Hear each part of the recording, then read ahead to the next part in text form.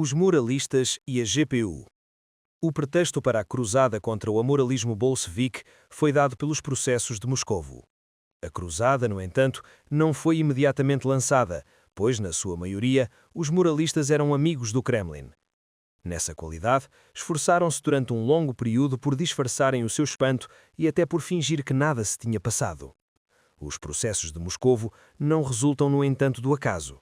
O servilismo, a hipocrisia, o culto oficial da mentira, a compra das consciências e todas as outras formas de corrupção desabrochavam luxuriosamente em Moscovo a seguir a 1924-1925. As futuras imposturas judiciais preparavam-se à luz do dia. Os avisos não faltaram, mas os amigos não queriam observar nada. E não é de espantar, a maior parte desses senhores tinha sido hostil à Revolução de Outubro e só se tinha aproximado da União Soviética à medida que esta ia entrando no período de degenerescência termidoriada. Nessa altura, a pequena burguesia ocidental reconheceu na pequena burguesia oriental uma sua alma gêmea. Estes homens teriam acreditado sinceramente nas acusações de Moscovo. Só os menos inteligentes acreditaram nelas. Os outros não quiseram dar-se ao trabalho de as verificarem. Valeria a pena perturbar a amizade fagueira, confortável e por vezes remuneradora que mantinham com as embaixadas soviéticas? De resto, e isso nunca eles o esquecerão, a imprudente verdade poderia prejudicar o prestígio da URSS.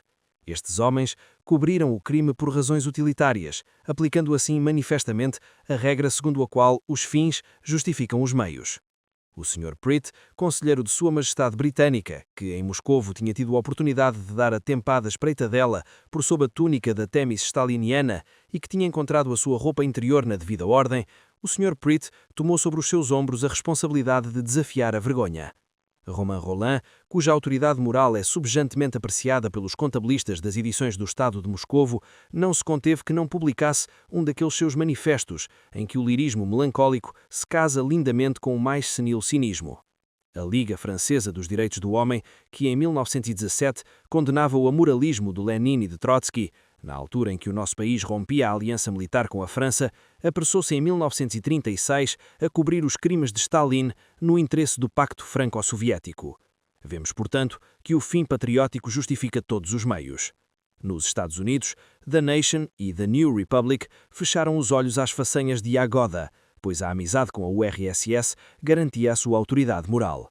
Ainda não há um ano, esses senhores não diziam que o stalinismo e o trotskismo fossem idênticos. Estavam abertamente do lado de Stalin, eram pelo seu espírito realista, pela sua justiça, pelo seu Yagoda, e mantiveram essa atitude enquanto puderam. Até à execução de Tukhachevsky, de Yakir e dos outros granjeiros vermelhos, a grande burguesia dos países democráticos observou não sem satisfação, arvorando embora uma certa repugnância, a exterminação dos revolucionários na URSS. A este respeito, The Nation e The New Republic, para não falar dos Durantes, dos Louis Fischer e outras penas prostituídas, adiantavam-se, em boa verdade, aos interesses do imperialismo democrático. A execução dos generais perturbou a consciência da burguesia, obrigando-a a compreender que a decomposição avançada do regime poderia facilitar a tarefa de Hitler, de Mussolini e do Mikado. O jornal New York Times desatou a retificar o tiro do seu Durante. O jornal Le Temps deixou filtrar nas suas colunas um luaceiro do que se passava na realidade na União Soviética. Quanto aos moralistas e psicofantas pequeno-burgueses, nunca passaram de auxiliares prestáveis das classes capitalistas.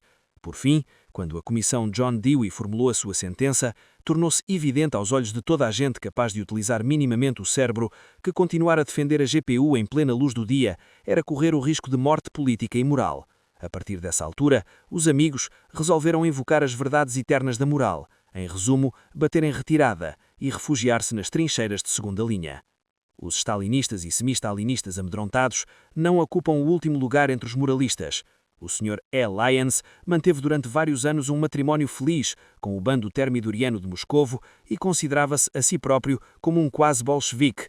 Tendo-se zangado com o Kremlin, pouco nos importa saber as razões do rompimento, veio a encontrar-se do mesmo passo nas nuvens do idealismo. Liston Hook, que ainda ontem gozava de tal crédito nos círculos do Kremlin, que foi encarregado de dirigir a propaganda republicana de língua inglesa para a Espanha, não se sentiu por isso impedido de abjurar os mais primários rudimentos do marxismo, mal se demitiu. Walter Krivitsky, que se recusara a regressar ao RSS e tinha rompido com a GPU, passou imediatamente para o campo da democracia burguesa. A metamorfose do 70 gênio Charles Rappaport parece análoga. Libertos do seu stalinismo que lançaram borda abaixo, pessoas desta classe, são em grande número, não conseguem coibir-se de buscar nos argumentos da moral abstrata uma compensação para a sua decepção e o seu aviltamento ideológico. Perguntai-lhes por que razão passaram do Comintern e da GPU para a democracia burguesa que já têm a resposta. O trotskismo não vale mais do que o stalinismo.